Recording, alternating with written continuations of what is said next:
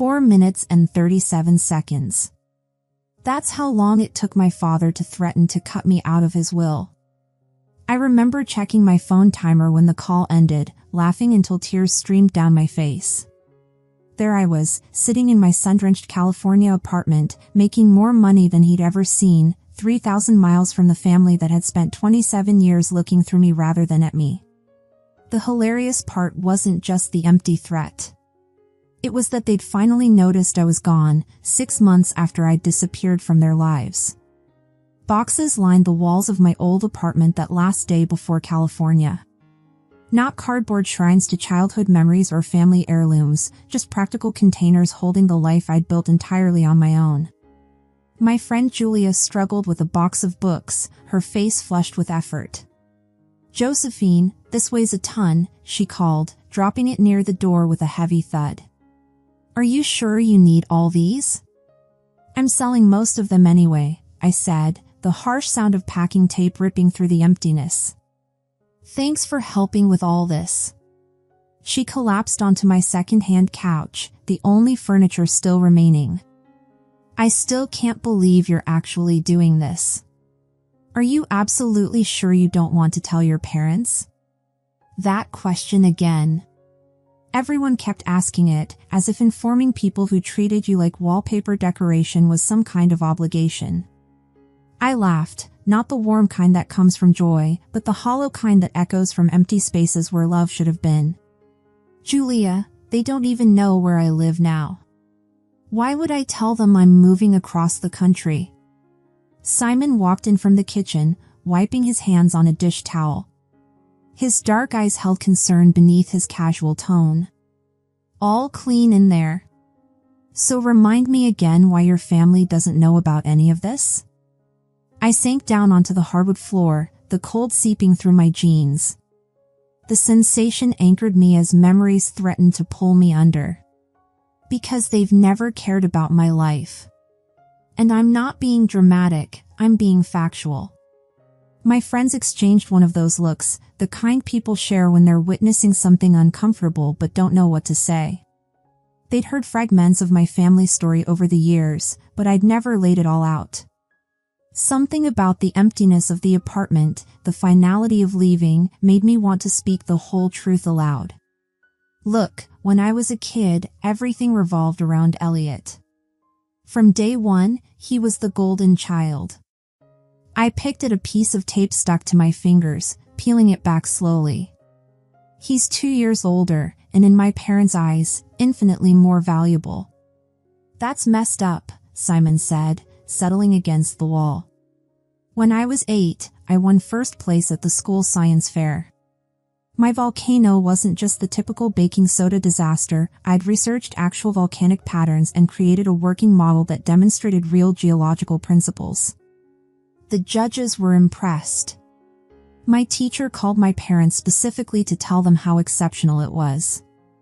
I could still see it so clearly, standing by the dinner table that night, certificate in hand, waiting for someone to notice. You know what my parents said? "That's nice, honey." Then they spent the rest of dinner talking about Elliot's soccer game. Not even an important game, just a regular practice where he apparently made a decent pass. The apartment felt colder somehow. It got worse as we got older. When I was 12, I made honor roll every single semester. Perfect grades across the board. My parents barely glanced at my report cards. But when Elliot made varsity football, they threw him a party. Invited the entire neighborhood. My dad bought a new grill just for the occasion. The words flowed easier now, like lancing an old wound. The real kicker came when we were teenagers. Elliot wanted to attend this expensive private college, and my parents were absolutely thrilled to pay for it. Full tuition, fancy apartment, spending money, everything he could possibly need. When I turned 18, they sat me down for a financial reality talk. They told me they'd already spent their education money on Elliot, so I'd have to figure it out myself. Wait, what? Julia's eyes widened. They actually said that? Word for word. So I got a full scholarship to study computer science. Turns out I have a brain for it. I stood up, needing to move, to do something with the energy coursing through me. I lived in the dorms, worked 2 part-time jobs for everything else, and basically stopped going home. The silence that filled the room wasn't uncomfortable. These were people who actually listened when I spoke. They stopped inviting me for holidays. Just sent generic happy birthday texts once a year. After graduation, nothing changed. I got a job at a software company, started working remotely, saved every penny I could. Meanwhile, my mom posts constantly about Elliot on social media. I pulled out my phone, scrolling to her profile. Look at this. Pictures from his promotion party 3 months ago. Photos from his engagement party last month. They didn't invite you to his engagement party? Simon asked, his voice dropping with disbelief. Nope. But I'm not surprised anymore. I figured out a long time ago that I'm not really part of their family. Elliot is their son. I'm just someone who happens to share their DNA. Julia stood and wrapped me in a hug that smelled like her vanilla perfume and felt like actual home. I'm sorry, Josephine. That really sucks. It's okay. I'm over it now. And I meant it. That's why I'm excited about this move. I got an amazing job offer from a tech company in Silicon Valley. The salary is almost double what I make now, and the work is cutting edge. It's a fresh start. That's awesome, Simon said. You deserve it. Thanks. And the best part? I didn't have to ask anyone for help. I handled everything myself, found the job, negotiated the salary, secured an apartment in California, arranged the entire move. All by myself. Julia grinned. Look at you being all independent and successful. I am proud of myself, I admitted, the words feeling strange but good on my tongue. I've been saving for years, and with this new salary, I should be able to buy my own house within a year or 2. Somewhere quiet with good internet. That's all I need. We finished packing in comfortable silence, then ordered pizza and sat on the floor eating it straight from the box. The empty apartment felt like shedding skin, strange but liberating. So what's your plan for tomorrow? Julia asked, wiping sauce from her chin. Flight leaves at 2. These last few boxes are coming as luggage, and everything else is already shipped. The apartment's decent, nothing fancy, but it has a view of the mountains. I start work Monday. Have you told your grandmother about the move? Simon asked. My expression softened instantly. Yeah, called her last week. She's the only family member who's ever actually cared about what I'm doing. My grandmother was my father's mother, and somehow the compassion gene had skipped a generation. She listened when I talked. She remembered details about my life. When my parents refused to help with college, she was the one who helped me find scholarship applications. She called to congratulate me on every accomplishment, no matter how small. That's sweet, Julia said. I'm glad you have her. Me too. She's 75 now, but sharper than most people half her age. She sees exactly what's happening with my parents, but she's too gracious to say it directly. We stayed there until midnight, talking about California, my new job, the future I was building. These were my real family, the people who noticed when I walked into a room, who celebrated my victories, who actually knew where I lived. After they left, I sat cross-legged in the center of my empty apartment. Tomorrow, I'd board a plane and fly across the country. No more feeling like an intruder at gatherings I wasn't invited to anyway. No more watching my parents orbit around Elliot like he was the sun. Just me, my career, and the future I was creating for myself. 6 months later, I discovered that sometimes the best revenge truly is a life well lived. I was sitting in my California apartment on a random Tuesday morning. The mountain view never got old, jagged peaks against blue sky, the kind of scene people pay to see on vacation. I could see them from my desk while I worked, from my kitchen while I made coffee, from my balcony where I often sat in the evenings watching the sunset paint them gold and purple. The job was everything they'd promised and more. My boss actually valued my input. My coworkers were brilliant and genuinely friendly. The salary let me save money at a rate that still sometimes made me check my bank account twice, convinced there must be some mistake. During lunch breaks, I'd been browsing real estate listings, actual houses with yards and updated kitchens, the kind of place where you could imagine growing old. For the first time, I felt like I belonged somewhere. Then my phone rang. Unknown number. I almost declined it, but some strange instinct made me answer. Josephine. My father's voice, sharp with irritation. Not surprised, just annoyed, as if I'd kept him waiting. I couldn't remember the last time he'd called me. You need to come home for dinner next Saturday. Not hello. Not how are you. Just a demand delivered with absolute confidence that I would comply. Classic dad. What dinner? I asked, though I was already certain I wouldn't be interested in the answer. Elliot's fiancé's parents want to meet you. They're traditional people, and family is important to them. They found out Elliot has a sister, and they want to get to know you. This is important for Elliot's future. I'm sure it was. But the request, no, the command, struck me as so absurd that I couldn't hold back my response. I'm not coming. A pause. What do you mean you're not coming?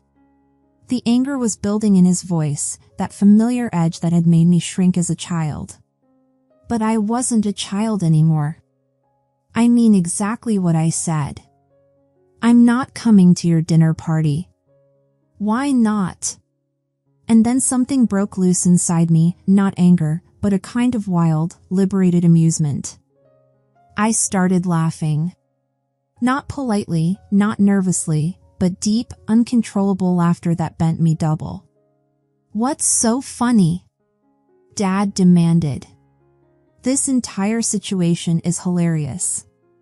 You want to know why I'm not coming? I'll give you 3 reasons. First, we don't have a perfect family.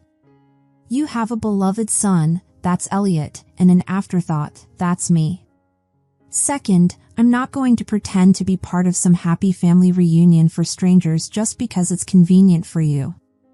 And third, I paused, savoring the moment. I can't come to dinner because I moved to California 6 months ago. Dead silence on the other end. I could almost hear his brain struggling to process this information. You moved to California without telling us? Why would I tell you? You never asked where I lived before. Then he exploded. How dare you move across the country without telling your family? What's your address? We need to know where you are. I was still laughing. Dad, do you remember my old address? The one where I lived for 3 years? He didn't answer immediately. Josephine, that's not the point. Actually, it is exactly the point. You don't remember because you never cared enough to know. You've never been interested in my life, so why would I tell you where I live or what I'm doing? Josephine, you can't just. I hung up. My phone immediately started ringing again. Dad's number. I declined it. Then Mom called, then Elliot. I let them all go to voicemail. Then the texts started pouring in. Mom, Josephine, family is important. We shouldn't fight like this. Elliot, come on, Josephine. Just show up for one dinner. You can go back to California right after. Dad, this is ridiculous. Call me back. More calls, more texts. It was as if they'd suddenly remembered I existed and weren't happy that I wasn't jumping when they snapped their fingers. I put my phone on silent and made myself a proper dinner, salmon with roasted vegetables, the kind of meal I never had time to cook when I was working multiple jobs to support myself through college. The entitlement in their messages was staggering. Elliot needed his fiancée's parents to think he came from a picture-perfect family, so suddenly they needed me to play my assigned role. Where was this concern for family when I was eating ramen noodles in my dorm room because I couldn't afford anything else? The calls and texts continued for 3 days. Some were guilt trips, others were bribes, and a few were just angry demands. I read them all but responded to none. On the 3rd day, my grandmother called. "Hello, sweetheart. How are you settling into California?" Her voice instantly soothed something in me. "Really well, actually. I love it here." "I'm so glad to hear that. Listen, your parents asked me to call you." I sighed. "Let me guess. They want you to convince me to come to Elliot's dinner thing." "They do. But before I say anything else, I want you to know that I'm not going to pressure you. I understand your family situation, and I understand why you don't want to go." "Thank you, Grandma. That means a lot. Your parents are upset that you moved without telling them." "Grandma, they didn't even know where I lived before." "How is that my fault?" "It's not your fault, sweetheart. I've watched this family dynamic for years, and I know how they've treated you. I've tried to talk to your father about it, but he doesn't want to hear it." After we hung up, I felt lighter. At least someone in my family understood. Saturday came and went. I spent it hiking in the mountains near my apartment, breathing clean air, feeling free. Sunday morning, Dad called again. "Josephine, we had to tell Elliot's future in-laws that you were sick and couldn't make it to dinner." "Okay." I kept my voice neutral, offering nothing more. "The wedding is in a month. You need to be there." "I'm not coming to the wedding either." "Josephine, this is Elliot's wedding. You have to come." "No, I don't." His voice dropped to that dangerous register I remembered from childhood, the tone that meant consequences were coming. "If you don't come to this wedding and show Elliot's in-laws that we're a normal, loving family, I'll disinherit you. I'll cut you off completely." I nearly dropped the phone because I was laughing so hard. "You'll disinherit me?" "Dad, I make more money than you, Mom, and Elliot combined. I don't need your money." Silence stretched between us, heavy with realization. "Is that true? About your salary?" "If you'd ever bothered to ask about my life, you'd know that I work for a major tech company and make a very good living." His tone changed instantly, warming with newfound interest. "Josephine, we've always been proud of you. We just want you to come home so we can all be together as a family." I hung up without responding. An hour later, Elliot started texting about how proud he was of me and how he'd always thought about me and missed me. It was pathetic. Now that they knew I was successful, they suddenly wanted me back in their lives. The only thing that had changed was the value they now believed I could bring to the family image. I blocked their numbers and deleted their contacts from my phone. I was done with all of them. A month passed, the most peaceful month I'd had in years. No calls from my parents, no guilt trips, no demands. Just me, my work, and my California life.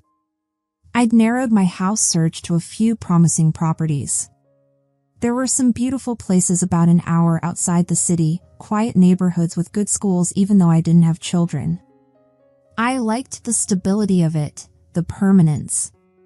My phone rang on a Sunday afternoon. My grandmother's name lit up the screen.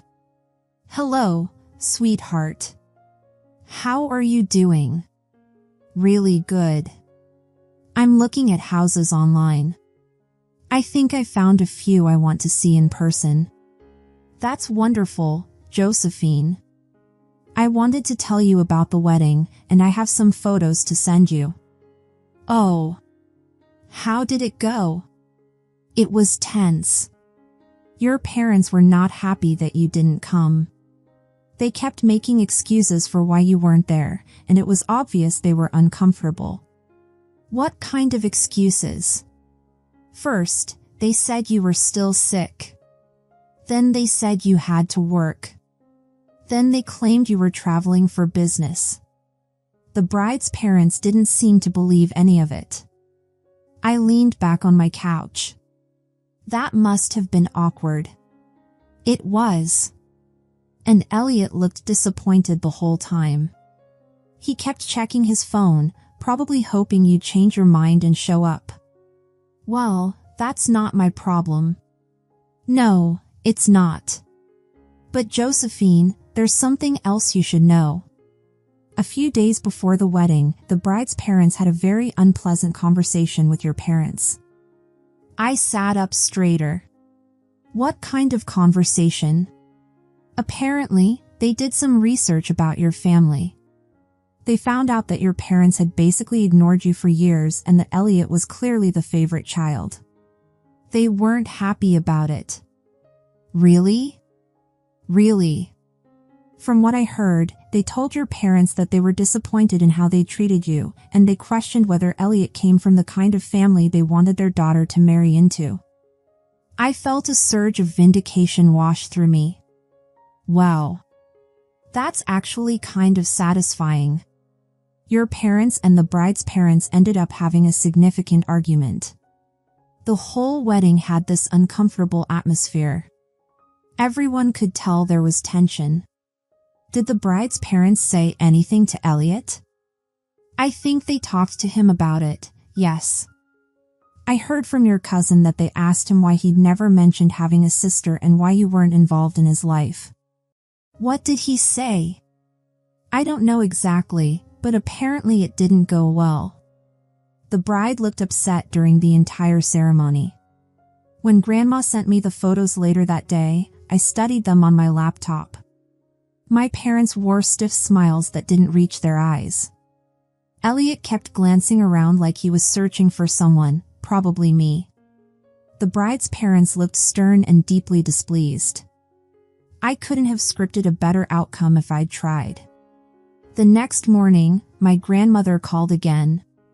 "Josephine, I wanted to update you on the family situation." "What's happening now?" "Well, it seems the bride's parents are still asking questions about why you weren't at the wedding, and they're not satisfied with the answers they're getting." "Good. Your parents are starting to panic. They've realized that their treatment of you might actually affect Elliot's marriage and his relationship with his new in-laws. That's their problem, not mine." "I know, sweetheart, but I think you should know that they're beginning to understand that their actions have consequences." She was right. And meanwhile, I had everything I needed. My career was thriving, my apartment felt like home, my savings account grew every month. I was looking at houses, making friends at work, hiking on weekends. My life was good without them in it. "How are you doing with all of this?" I asked her. "I'm fine, dear. I've been watching this family dynamic for years, and I always knew it would catch up with them eventually. I just feel bad that it took this long. You were always good to me, Grandma. You're the only one who ever cared about what I was doing. You're a good person, Josephine. You always have been. Your parents just couldn't see it." After we hung up, I felt vindicated but mostly just relieved that I wasn't part of their drama anymore.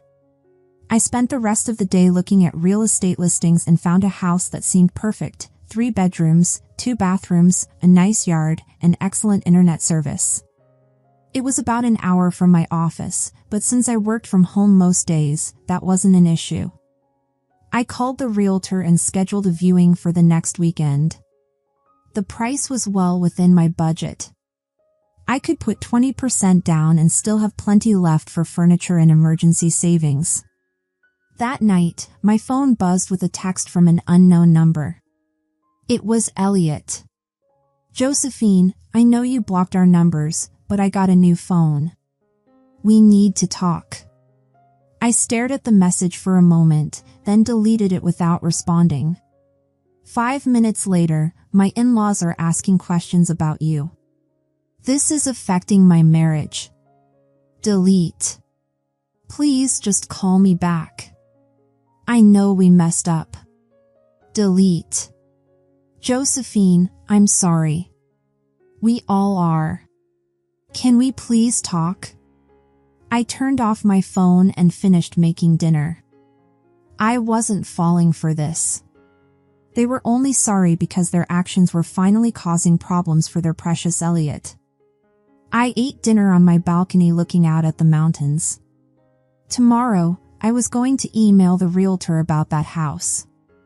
It's been a year since I moved to California, and I'm standing in the kitchen of my own house. My house. I still can't believe I actually did it. 3 bedrooms, 2 bathrooms, a yard with fruit trees, and the fastest internet connection money can buy. I'm making coffee when my phone rings. It's my grandmother. "Hi, Grandma. How are you?" "I'm doing well, sweetheart. How's the new house?" "It's perfect. I love it here.